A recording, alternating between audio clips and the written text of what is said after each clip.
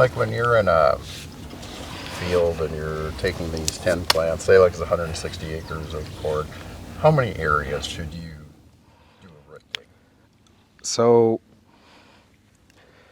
rootworm tends to be in pockets, right? Especially if we have 160. You may have 80 acres of that 160, that's totally fine.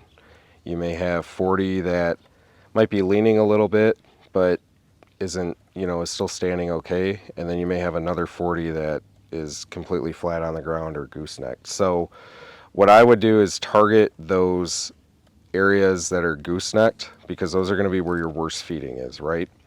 And then depending on the severity of the feeding level in those areas, if we're close to a 3 on that 0 to 3 scale, then I would want to go into some of those other areas and evaluate the feeding there, because in some situations, and like we talk about crop rotation and some of our livestock producers that can't rotate, maybe they just need to change the management tactic in one section of a field. Maybe they could split that 160 and rotate between beans and corn instead of rotating the whole 160. So that's why, like I said, depending on what the feeding level is in those really heavily lodged areas, I would then want to go out into some of those other areas and see if maybe the wind just didn't hit those areas right, or maybe there is actually less feeding going on there, and determine the management from that. I would just add to use the technology. UAVs are really cheap nowadays, Yep. and most of the farmers have them.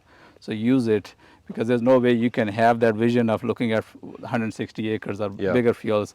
So you could always use that technology and say, okay, here's the part of the field I really need to target, and this is where I need to focus on. Yeah.